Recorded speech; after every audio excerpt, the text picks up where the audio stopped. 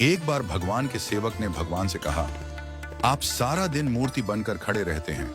आज आपकी जगह मैं आपका रूप धारण कर लूंगा और आप आराम से घूम आओ।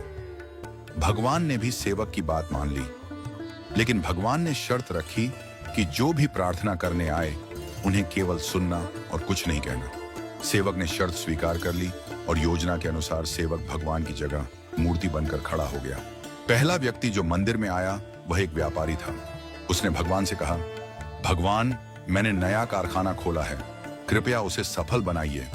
व्यापारी माथा टेकता है और तभी उसका बटुआ गिर जाता है। वह बटुआ गिराकर बिना देखे चला जाता है।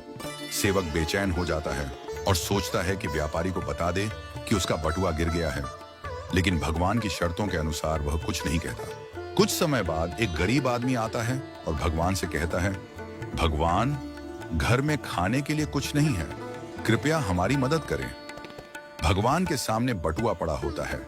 वह गरीब आदमी भगवान का धन्यवाद करता है और बटुआ उठाकर चला जाता है। फिर एक नाविक आता है और कहता है, भगवान, मैं 15 दिनों के लिए समुद्र की यात्रा पर जा रहा हूं, कृपया मेरी यात्रा में कोई समस्या ना हो। ठीक उसी समय व्यापारी पुलिस के साथ आता है और कहता है, यह नाविक मेरा बटुआ चुराकर भागा है। पुलिस नाविक को पकड़ कर ले जाती है। इस बीच सेवक बोल पड़ता है, बटुआ गरीब आदमी ने चुराया है। इसके बाद गरीब आदमी को पकड़कर जेल भेज दिया जाता है। रात को भगवान लौटते हैं और सेवक खुशी खुशी पूरा किस्सा सुनाता है। भगवान मुस्कुराते हुए कहते हैं, तुमने किसी का भला नहीं किया बल्कि सब कुछ बिगाड़ दिया। वे आगे कहते हैं, व्यापारी का बटुआ गिरना कोई बड़ा नुकसान नहीं था।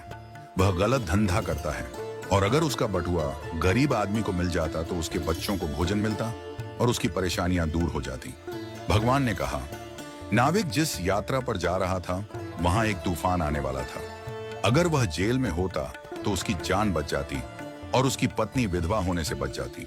भगवान ने यह भी कहा, कभी कभी जीवन में हमें समस्याएं आती हैं और हम सोचते हैं कि यह हमारे साथ ही क्यों हुआ, लेकिन हमें समझना चाहिए कि इसके पीछे भगवान की योजना होती है।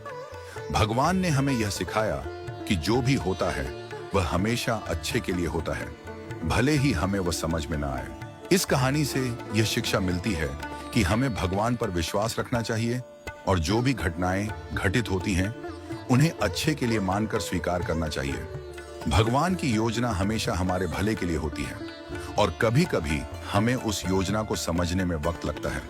हमें हमेशा यह मानकर चलना चाहिए कि जो भी होता है वह हमारे भले के लिए ही होता है और हमें उसमें भगवान की मर्जी को स्वीकार करना चाहिए।